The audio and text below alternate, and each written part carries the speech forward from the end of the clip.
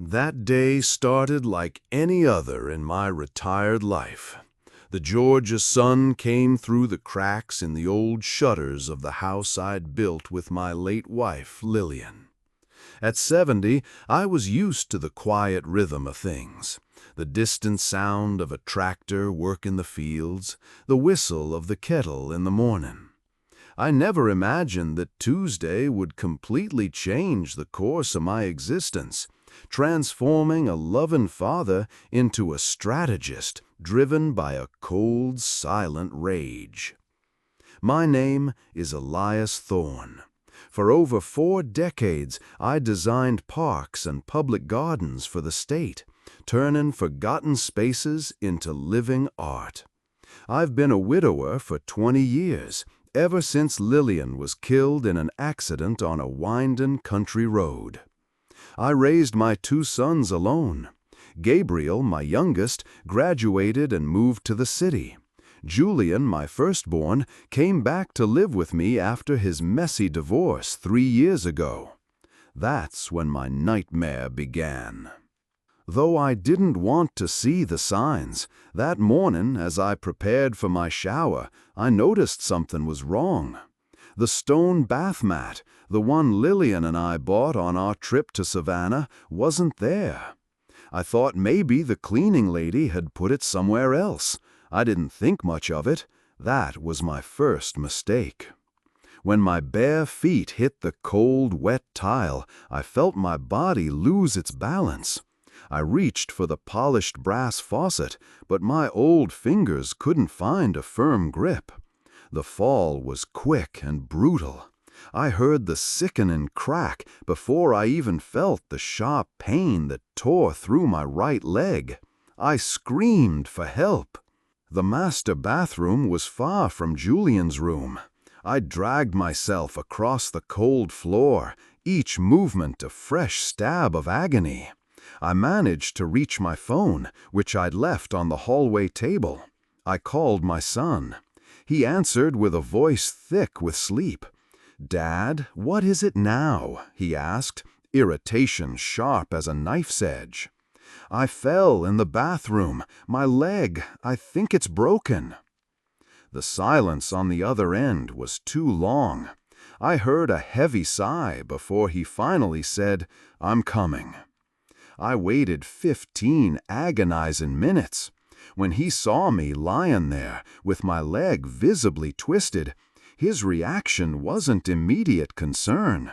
I remember the look that crossed his face, something between annoyance and a cold, calculating greed. It was just a flicker, soon replaced by the perfect mask of a worried son. "I'll call an ambulance. Don't move, Dad." At the hospital, the sterile smell of antiseptic and fluorescent lights replaced the familiar scent of my home's old wood and jasmine. Doctors confirmed a comminuted fracture of the tibia, requiring immediate surgery. Dr. Elena Ramirez, a middle-aged orthopedist with kind eyes, explained the procedures while preparing me. She asked me how I had fallen, if my house had stairs, and if I lived alone. At the time, I interpreted it as standard medical concern for an elderly patient. Only later would I understand she suspected something far more sinister. After surgery, I spent 2 days in the ICU, where the world was a muffled haze of beeping machines. Julian appeared during visiting hours, always bringing flowers from our own garden. He talked to the nurses with a practiced charm, the same charm he used to borrow money from friends he never paid back. Everyone thought he was a dedicated son. Robert, a nurse with a quiet, observant demeanor, seemed to be the only one who wasn't completely fooled. On the 3rd day, I was alone in my room when Julian arrived outside of visiting hours. He had a different look in his eyes, the wild, dilated pupils I knew well from his troubled youth. "Did you manage to be alone with your favorite patient?" I heard him ask a nurse in the hallway, his voice a honeyed whisper that didn't match his expression. He closed the door slowly and approached my bed. The smile vanished instantly. "Do you have any idea how much this little accident of yours is costing me?" he hissed through his teeth. "Between the hospital stay, the home modifications, the medications, and who's going to take care of you? Do you think I have time for this? Wasn't all the trouble in my life enough? Now I have to be a nurse to a broken old man?" His words hit me like physical blows. I tried to explain that I could hire a caregiver with my Social Security, that I wouldn't be a burden. That's when he leaned over me, his face inches from mine, and said the words that would change everything. "You should have died, old man." At the same instant, he violently shoved my hospital bed against the wall. The pain was so intense, I thought I would black out. I bit my lips until I tasted the metallic tang of blood to keep from screaming.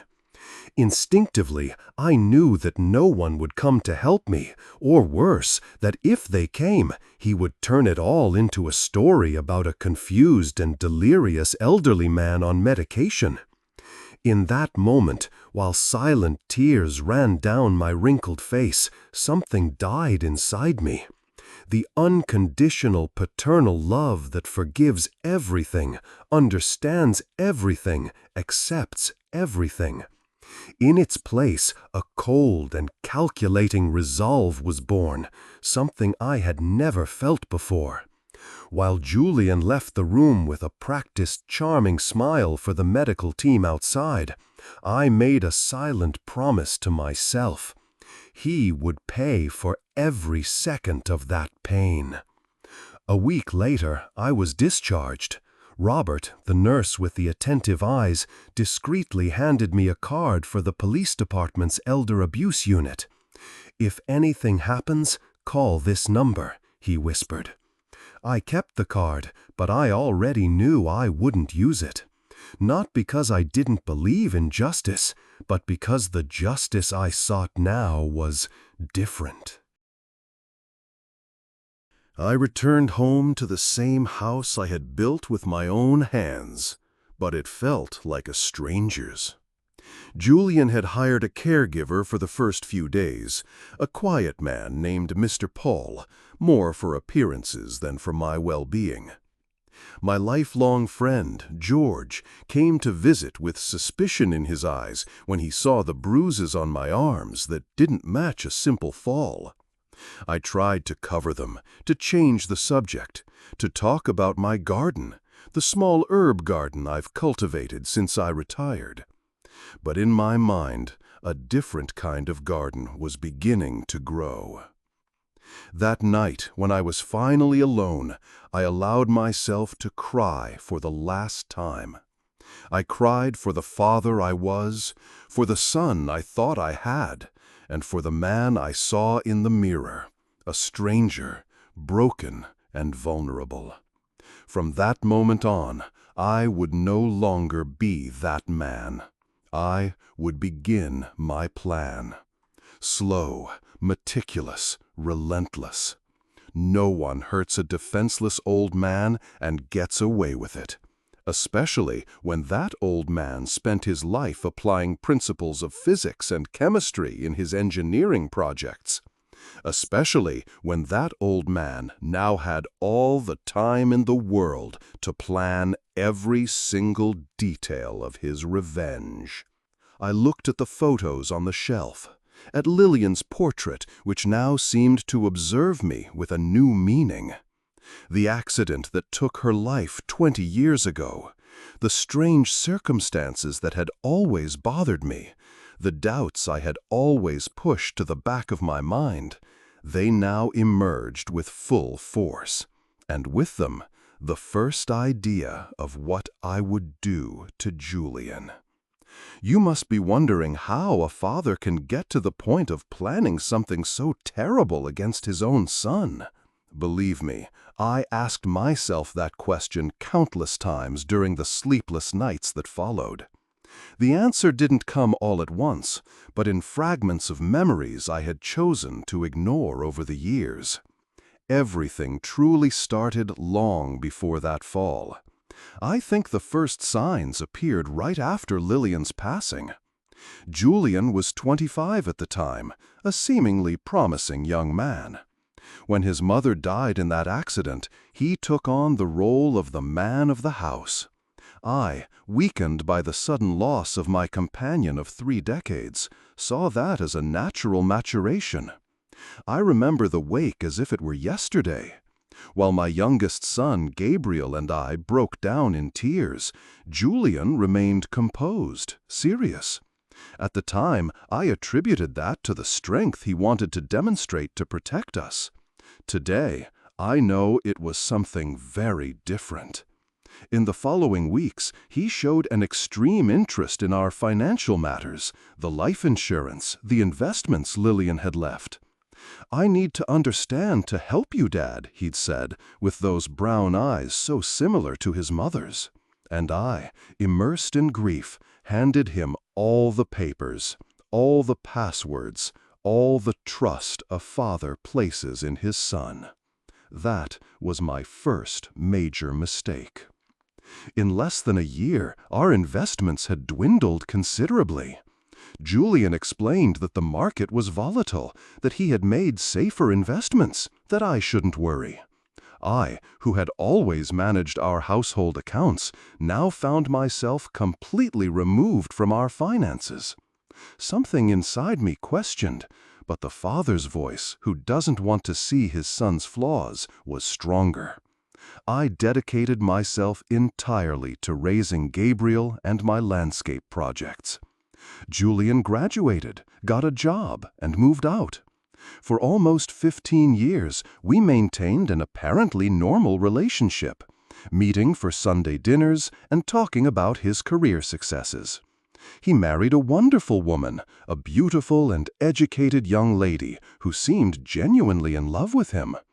It was only after I retired at 65 that I began to organize old documents and realized the full extent of the damage. Most of the money Lillian had left had disappeared. The house where we lived was practically the only asset that remained.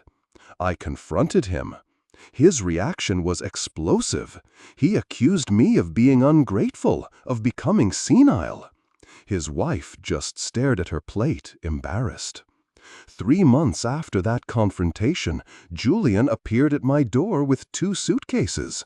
His wife had filed for divorce, and once again, paternal instinct spoke louder. I opened my house to him, offering the old room where he had spent his adolescence. "It's temporary, Dad," he promised. The temporary became permanent. My nightmare, you see, didn't begin with that fall. It had been building for 20 years. That Tuesday morning was simply the day the old house finally caught fire. The temporary became permanent. I soon realized that Julian no longer worked at the landscape company. He had been fired for reasons he never fully clarified. He spent his days at home, always on the phone, always with excuses about job interviews that never materialized. The money from my Social Security, which before was sufficient for my modest living, now barely covered household expenses, with another adult who consumed much and contributed nothing. Small objects began to disappear. First, a vintage brass compass Lillian had given me. Then, the silver pocket knife I inherited from my father. Julian always had an explanation. "It must have fallen when you went out. Maybe the cleaning lady put it somewhere else. You're getting very forgetful, Dad." And I began to doubt my own sanity. Was I really getting forgetful? Was age affecting my memory? I started writing everything down in a diary. Not just the objects that disappeared, but also the conversations we had, the amounts I withdrew from the bank, the medications I took. The nights became particularly difficult.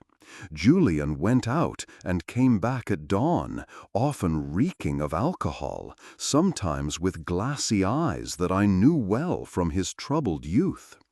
He slammed doors, played loud music, and yelled on the phone. When I politely asked him to make less noise, the response was always aggressive. "This house is mine too. I'll do whatever I want. If you're not satisfied, that's your problem." The neighbors began to look at me with pity.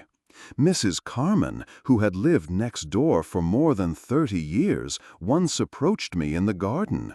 "Mr. Thorne, if you need help, just call. You don't deserve to go through this." I thanked her, embarrassed, and changed the subject. The shame of admitting that my own son treated me that way was greater than the fear I was beginning to feel. George, my longtime friend, was more direct. During one of our afternoon coffees, he held my wrinkled hands between his and said, "Elias, you need to kick Julian out of the house. This isn't normal. Sons don't treat fathers like this." I defended him automatically. "He's going through a difficult time. The divorce, unemployment. He needs my support." George shook his head in dismay. "And who supports you? Who takes care of you?" Things got worse when I started receiving collection calls. I discovered that Julian had taken out loans using my name, forging my signature. When I confronted him, his reaction was frightening. He threw a chair against the wall, breaking a picture frame with his mother's photo. "You weren't so worried about money when I took care of everything after Mom died. Now that I need help, you turn your back on your oldest son?" That night, I locked my bedroom door for the first time. I heard his footsteps in the hallway for hours, his heavy breathing on the other side of the door, occasional punches on the wood. I didn't sleep a single minute. The next morning, he acted as if nothing had happened. He prepared coffee, smiled, and asked if I needed anything from the pharmacy. This sudden change in behavior was perhaps the most disturbing of all. I never knew which Julian I would find. It was around this time that I began to notice other subtle changes in the house. Objects out of place, doors I was sure I had locked and found open, medications I took regularly that seemed to have stronger effects than normal. I began to suspect that Julian might be altering my medications, perhaps adding sedatives to keep me docile and confused. The garden became my refuge. I spent hours among my plants, especially taking care of the small medicinal herb garden I maintained since retirement. There, with my hands in the earth, I felt connected to something greater than the fear that now dominated my days. I remembered the chemistry principles I applied in my projects, the fascination of discovering the transformative power of natural substances. I didn't imagine that this knowledge would be my salvation and Julian's downfall.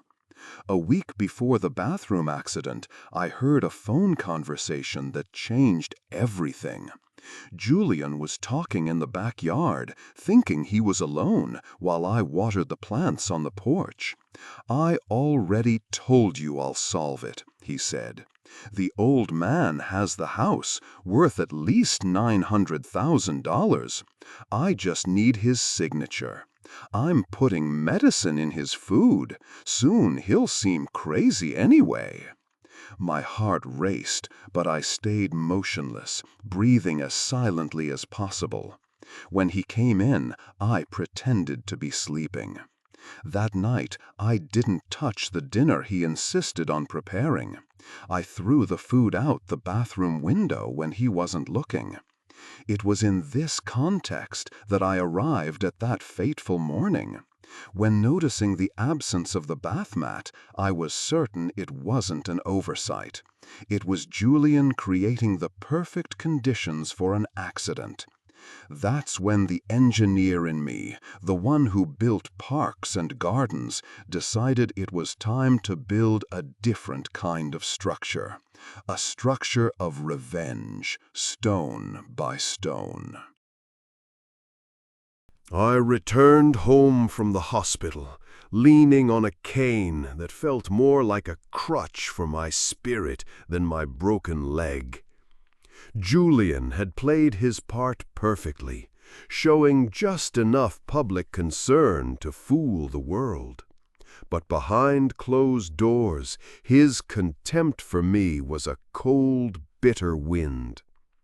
"How long am I going to have to play nurse?" he complained, tossing a plate of food on my bedside table. "This is costing me a fortune." The phrase, "You should have died, old man," echoed in my mind constantly, a bitter counterpoint to the endless days I spent confined to my chair. But the helplessness was a mask. While I pretended to be a docile old man recovering from a simple accident, my mind, the mind of a landscape architect, was working. I remembered the engineering principles I'd applied for decades, the slow, subtle effects of stress on a structure, the precise application of force to create a desired outcome. My plan wasn't about violence. It was about creating an environment of slow, psychological decay. It was about making Julian's carefully constructed world crumble around him, one small, imperceptible piece at a time. The first week back was a test. Julian, under the watchful eyes of Mr. Paul, my new caregiver, was on his best behavior. Paul was a quiet gentleman from Minnesota, with kind eyes that seemed to hold a sadness of their own. "Mr. Thorne, forgive my intrusion," he said one particularly difficult afternoon, "but I've cared for many elderly people. I know how to recognize when something isn't right." Those words hit me with the force of a hammer. I looked at him, truly looked at him, and for the first time in months I felt a flicker of hope. He, a stranger, saw a part of me that even my own son couldn't. My father also denied it until the day my brother pushed him down the stairs. "He didn't survive to tell the story," Paul said, his voice a low, gravelly whisper. "Do you have the number for the specialized police unit?" he asked. I finally admitted. Paul nodded, his eyes filled with a shared understanding. "Good. Use it when you're ready. I'll be here if you need a witness." That night, I dreamt of Lillian. We were in our favorite spot in the garden, watching the sunset. Her face, so clear and full of life, looked at me with an urgency I'd never seen before. "He killed me, and now he wants to kill you, Elias," she said, her voice distant like the echo of a memory. "Don't let that happen." I woke up with my heart pounding, a terrifying certainty hardening inside me.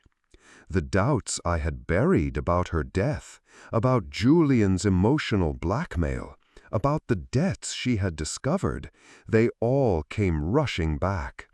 The realization of this truth provoked a transformation in me. Fear gave way to anger, and anger to a cold, frightening determination. If Julian had contributed to his mother's death and was now planning to get rid of me, I would be the instrument of justice that Lillian deserved. The diary, where I had recorded every lie and every stolen object, was no longer just a record of my abuse. It was becoming a blueprint for my revenge. The contact card from the nurse, Robert, was now more than just a number. It was a lifeline to the justice I once thought I would have to create myself. The engineer in me was back, but this time the project was Julian's downfall. And I had two unexpected allies, two men who had seen the same darkness and were now silently on my side. In the days that followed, I began observing my son with a different kind of focus. Every gesture, every word, every movement was meticulously analyzed. I noticed that when he thought I was sleeping, he would search through my documents. Once I caught him photographing my signature on an old check. On another occasion, I heard him on the phone discussing property values in the neighborhood.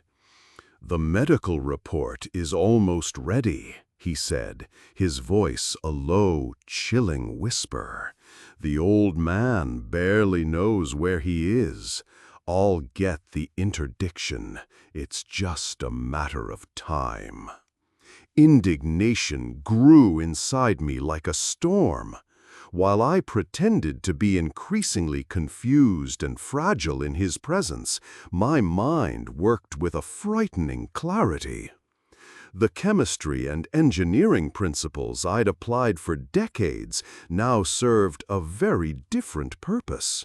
In the back of the yard, my small herb garden thrived, isolated by a trellis covered with passion fruit vines. There grew common herbs like basil and rosemary, but also plants with specific properties. This time, however, I wasn't thinking of toxic substances. I had a much more subtle plan. With my reduced mobility, I needed help to reach the garden. Mr. Paul became my silent accomplice, although he didn't know exactly what I was planning. "I need contact with my plants," I explained to him. "It calms me." Sitting in my wheelchair, I instructed him on which leaves and flowers to harvest, teaching him about the properties of each. "This one here is calming, Paul, and this other one, in small doses, can cause mild intestinal discomfort." He looked at me with a mixture of respect and curiosity. My grandfather also knew the power of plants. He said they could help or hinder, depending on how they were used. I smiled. Your grandfather was right. Knowledge is a tool. Its purpose depends on the hands that manipulate it. At night, when everyone was sleeping, I carefully prepared very mild extracts of natural laxative plants. They weren't dangerous, just enough to cause digestive discomfort. Each extract was stored in small bottles, which I hid in the false bottom of an old toolbox. Parallel to this, I began using my architectural knowledge for small sabotages around the house. Nothing dangerous, just inconvenient. I adjusted the water pressure when Julian showered, altered the temperature of the heater in his room, and caused small short circuits that affected only the outlets on his side of the house. I also began discreetly spreading information about Julian's behavior to the neighbors, commenting to Mrs. Carmen about his nighttime yelling and mentioning his debts to the baker. Nothing direct, just planting seeds of doubt. The opportunity to start my plan came when I completed a month of recovery. Julian was increasingly impatient with my presence, complaining about the money spent on medications and the space my wheelchair occupied. "I can't stand this situation anymore," he shouted one night. "You're dead weight in this house, a useless burden." I observed him, sitting in the living room armchair, showing no reaction. This infuriated him even more. "Are you listening to me, or are you already so senile you don't understand what I'm saying?" My expression remained empty, as if his words didn't affect me. In reality, each insult fed the flame of revenge growing inside me. "I'm going to prepare a special dinner today," I said finally, my voice calm, contrasting with his fury. The surprise on Julian's face was evident. "You can barely get up. How are you going to cook?" "Paul left everything prepared. I just need you to help me get to the kitchen and heat the food." Suspicious, but always attracted to the possibility of a good meal, he agreed. He pushed my wheelchair to the kitchen, almost knocking me over at the door threshold. On the stove, a pot of vegetable soup only needed to be heated. Beside it, a bottle of red wine I had asked Mrs. Carmen to bring from the store. "Can you open the wine for me?" I asked, stirring the soup. "It's an old Malbec. Your mother loved this vintage." While he opened the wine, I took advantage of the moment to add a few drops of the laxative extract to his glass. We dined in uncomfortable silence. Julian drank the wine without suspecting a thing. The next morning, he woke up with stomach upset and had to cancel an important job interview. He attributed it to the wine, without realizing it was the first sign of what was to come. A storm of his own making was now brewing on his horizon, and he had no idea he was the one stirring the waves. The weeks passed, and I maintained the routine of small, calculated sabotages. Sometimes I added the mild laxative to his food. Sometimes I altered the shower water temperature at the exact moment he was preparing to go out. I discreetly turned off his alarm clock during the night, causing him to miss important appointments. I hid essential documents when he needed them for interviews or meetings. I also continued my quiet campaign in the neighborhood, subtly spreading doubt about Julian's character.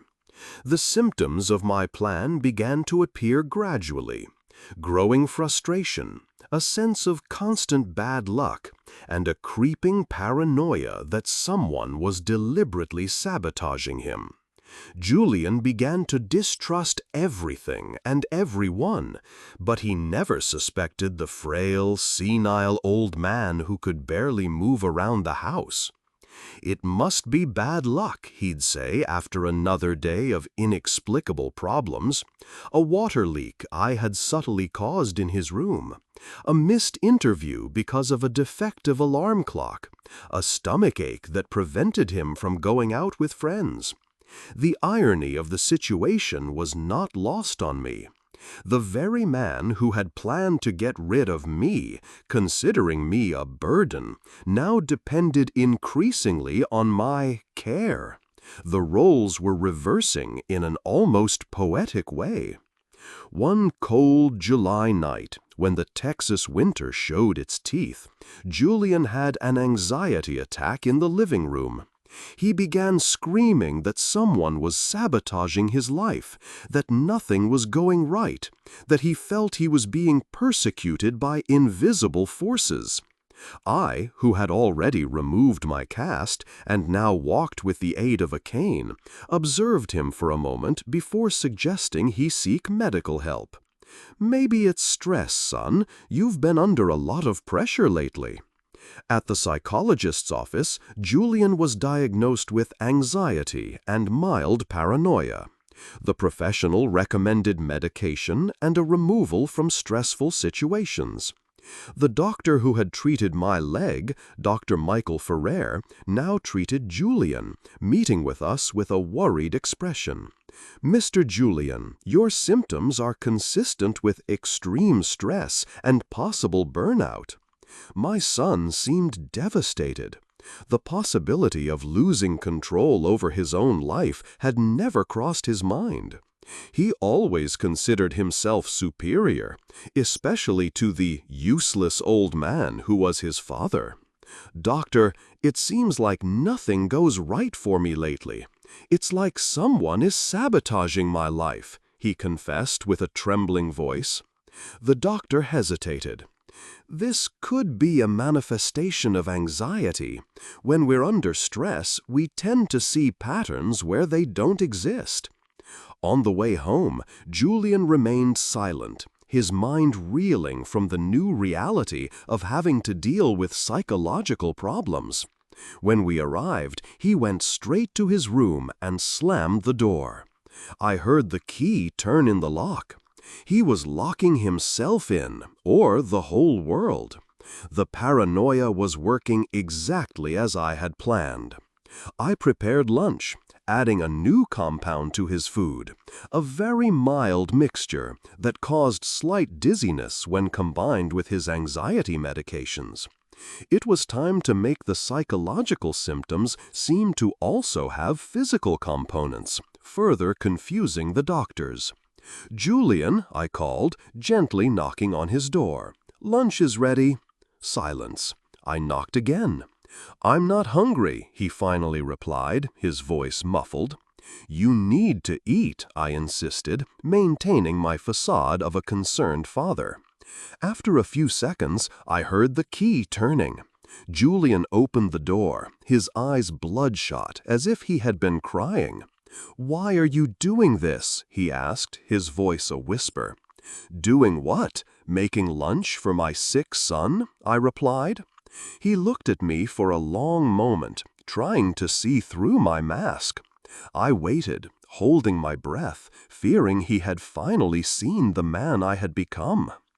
"Nothing," he finally murmured, passing by me toward the kitchen. The lunch proceeded in tense silence. I observed every spoonful he brought to his mouth. In the afternoon, while he slept, I meticulously organized my diary. In it, I recorded not only the substances and sabotages I applied, but also reconstructed the entire history of abuse I suffered, my suspicions about Lillian's death, and Julian's plans to get rid of me. The man he saw as a useless old fool would be his greatest nightmare. My revenge was no longer just an idea.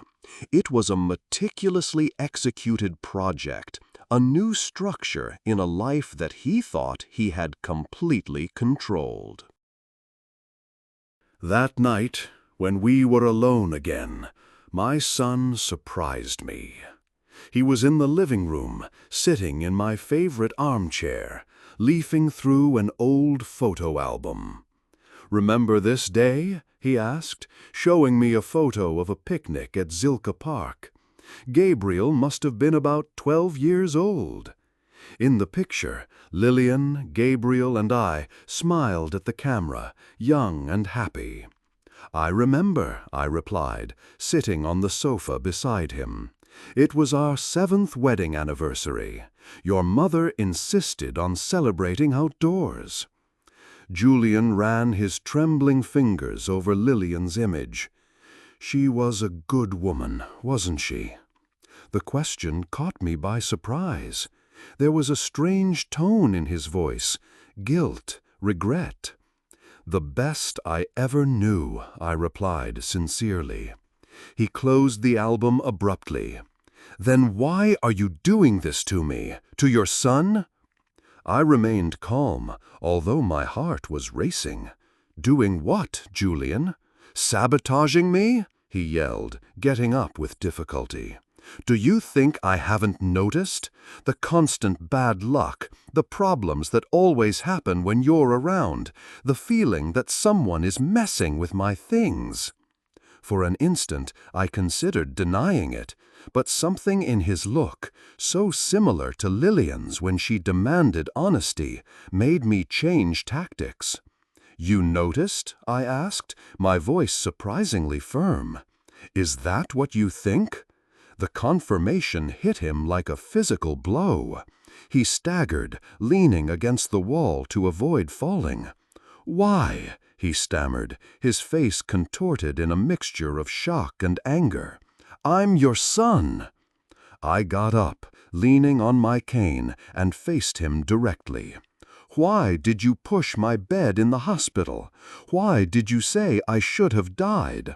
Why did you plan to have me committed to sell my house?" Julian paled even more, and especially, I continued, my voice now a whisper, sharp as a shard of glass, "why did you cause so much stress for your mother that she left home that fatal day in a terrible emotional state? The deaths, the lies, the emotional blackmail. Because of you, she died driving in a state of despair." He tried to approach me, but the combination of anxiety medication with the mild extracts I had been adding to his food caused a sudden wave of dizziness. He fell to his knees, panting. "Are you going to destroy me completely then?" he asked, his face a mask of fear. "Is that what you planned, old man?" "No, Julian," I corrected calmly. "Complete destruction would be too merciful for you. I want you to feel in your own skin the same insecurity, the same powerlessness that I felt. I want you to know what it's like to depend on someone who doesn't respect you, exactly like you did to me." "You've gone crazy," he murmured, trying to get up without success. "No," I corrected. "I finally regained my sanity. Years of believing that a son wouldn't be capable of hurting his own father, that was the real madness." That night, while Julian slept a restless sleep, I made an important call. "Hello, police station specialized in elder care, please. I'd like to speak with Detective Clara Torres, please. Tell her that Elias Thorne called. I have information about a case of elder abuse, financial fraud, and evidence of emotional blackmail that may have contributed to a death." I hung up, feeling a weight lifted from my shoulders. The final phase of my plan had begun. The truth, like a long-buried seed, was finally ready to sprout. The next morning, I went to the garden to harvest herbs for breakfast. The dew still covered the leaves, creating small diamonds that reflected the soft light of dawn. It was a beautiful spring morning in Georgia, the kind of morning Lillian loved. While I carefully harvested the medicinal leaves, I heard a noise coming from the house. I turned in time to see Julian staggering through the backyard, his face a mask of fury and confusion. "Your plants," he murmured, approaching dangerously. "That's where everything comes from, isn't it? All the sabotages." I instinctively stepped back, gripping my cane tightly. Julian was a 42-year-old man, still physically stronger than a 70-year-old. "I'm going to destroy everything," he threatened, advancing toward the trellis that protected my special garden. "Don't come near," I warned, raising my cane like an improvised weapon. He laughed, a guttural, almost animal sound. "Or what, old man? Are you going to hit me after everything you did to me?" Before I could respond, he pulled out a branch of lemon balm, the green leaves shining dangerously under the morning sun. "Is this what you've been using? Looks so harmless." I backed away, but my still debilitated leg betrayed my movement. I stumbled, falling onto the garden path stones. Julian leaned over me, his face inches from mine. "You should have died in that bathroom, old man," he hissed, repeating the same words that had sealed his fate months ago. Before he could do anything, a firm voice cut through the morning air. "Step away from him, Mr. Thorne." We turned simultaneously toward the backyard entrance. There stood Detective Clara Torres, a middle-aged woman with a military posture, accompanied by 2 uniformed police officers. Beside her, to my surprise, was Mr. Paul, his eyes down but determined. "What is this?" Julian asked, confused. "We received a report of aggression against an elderly person," the detective explained, approaching. "And from what I'm seeing, we arrived just in time." Julian tried to compose himself, instantly activating his usual charm. "There's a misunderstanding, Detective. My father fell, and I was trying to help him." Mr. Paul, his usually soft voice now firm and accusatory, interjected, "With a plant branch in your hand while saying he should have died?" Julian paled, finally realizing the dimension of the trap he had fallen into. "We found your diary, Mr. Thorne, as indicated in your call. We'll need it as evidence," Clara announced. My heart raced. The diary contained everything, not only Julian's abuses, but also my own sabotages through plants and engineering. As if reading my thoughts, Clara leaned in and whispered, "We only turned in the pages relevant to the abuse case. The rest, let's just say it fell into understanding hands." A wave of gratitude washed over me. At some point in this whole process, my story had touched this woman. "We're taking him to the station for questioning," Clara said loudly. "Mr. Thorne, you'll also need to accompany us." While they led Julian to the police car, Mr. Paul approached me. "Mr. Thorne, forgive me for doing this without warning, but when that girl from the station showed me the recordings and told me about your son's plan, I couldn't stay silent." I took his hands. "You did the right thing, Paul. Thank you." At the station, the process was exhausting. Statements, forms, photographs of old and recent bruises Julian had left on my body. At one point, while waiting in a meeting room, the door opened and a young man I hadn't seen in almost a year entered. My heart almost stopped. "Gabriel," I whispered, barely believing. My son ran to hug me, his body shaking with sobs. "Dad, why didn't you tell me? Why did you face this alone?" I caressed his hair, so similar to my own when I was his age. He pulled away, his face wet with tears. "The detective told me everything, the recordings. My God, Dad. And Mom, do you really think the stress he caused contributed to?" I didn't need to answer. My eyes said everything Gabriel needed to know. "I want you to know," he said, holding my hands firmly, "that I'm here now. I'm going to take care of you. You'll never face anything alone again." In that moment, a powerful emotion I hadn't experienced in so long finally returned to me. Hope. The following weeks passed like a whirlwind.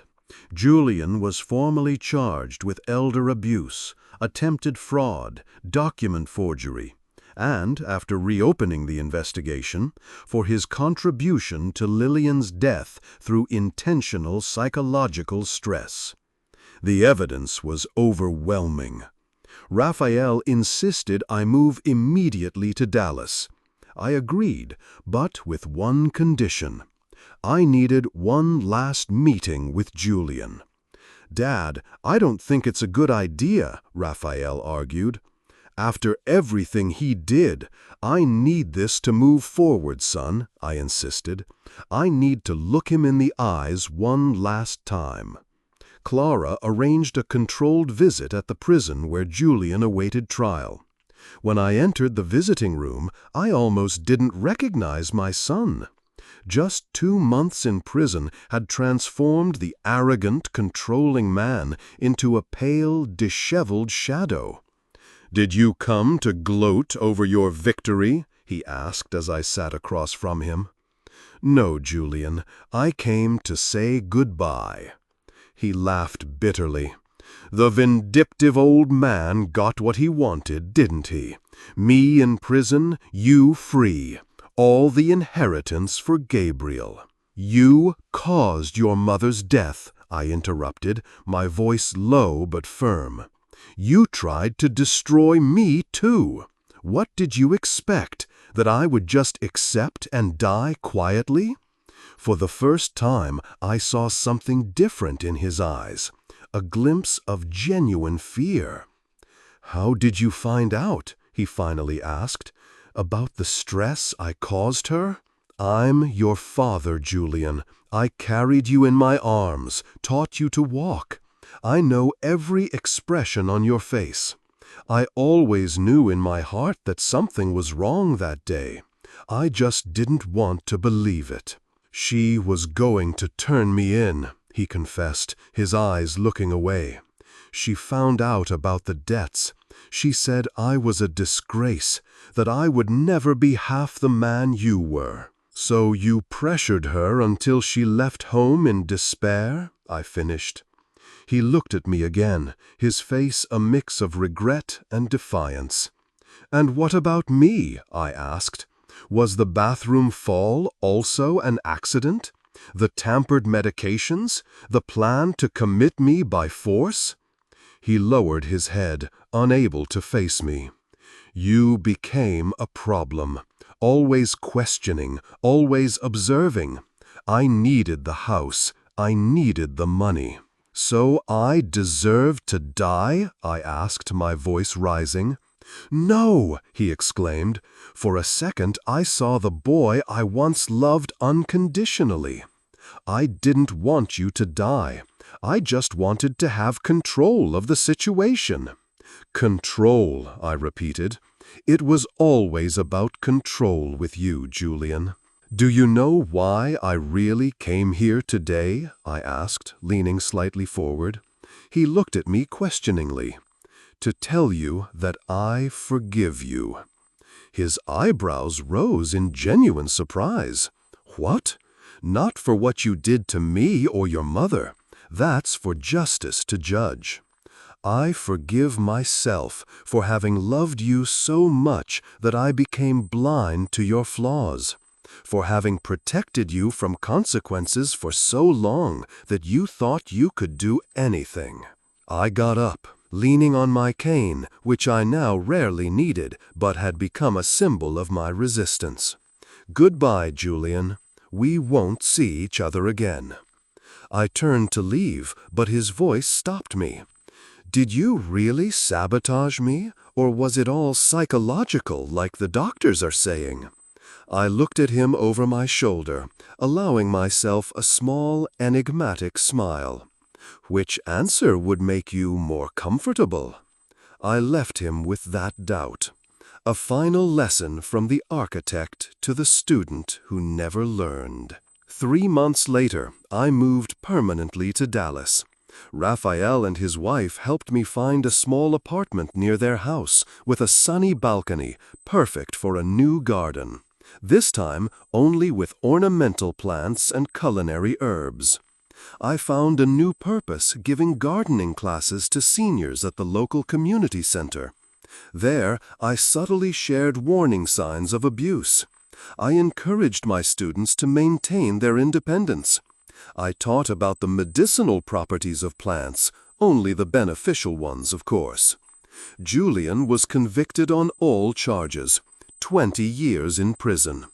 On a particularly pleasant autumn afternoon, while having coffee on my balcony with George, who had come from Austin to visit, he asked the question many probably wondered. "Do you regret what you did to him?" I contemplated the question while watching a hummingbird visit the hibiscus I had planted. "I'm not proud of what I did," I finally said, "but I also can't say I regret it.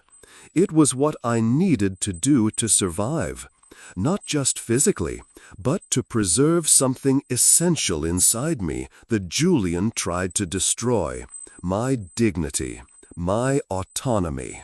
"And now," he asked, Can you be happy after all this? I looked at the infinite Dallas sky, so different from the horizon limited by the hills of Austin. A genuine smile formed on my lips. Happy?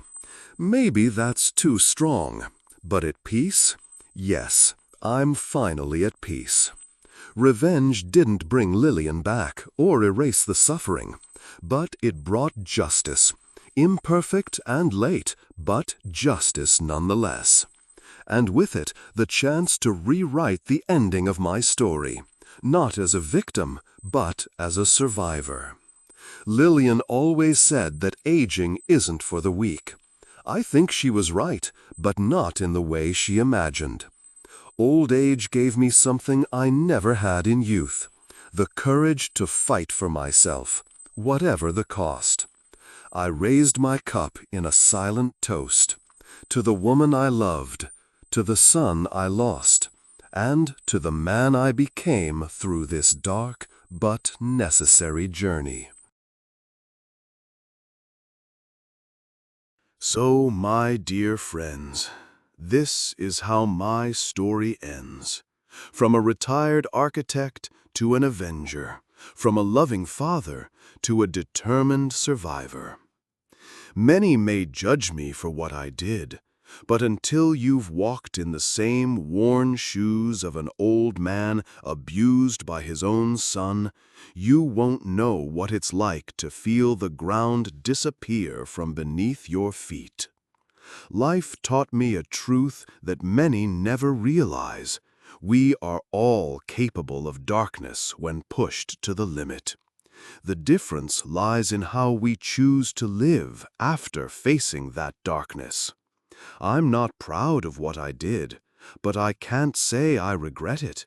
It was what I needed to do to survive, not just physically, but to preserve something essential inside me, my dignity, my autonomy. I've shared my story with you, and now I want to hear yours. Did my choices resonate with you? Would you have acted differently in my place? Have you or someone you know experienced something similar? Your comments aren't just words. They're a connection, a way to let others know they're not alone. If my story touched you in some way, please consider giving this video a thumbs up. It may seem like a simple gesture, but it helps our channel reach more people who need to hear these stories, people who need to know they're not alone in their struggles. And if you want to hear more stories of resilience, survival, and justice, be sure to subscribe to the channel and hit that bell icon so you don't miss any of our upcoming videos. My name is Elias Thorne. I am 72 years old, and this was the story of how I learned that age may weaken our bones, but it doesn't have to weaken our determination. Thank you for listening. Thank you for not judging me. And most of all, thank you for being part of this community. Until the next video, take care.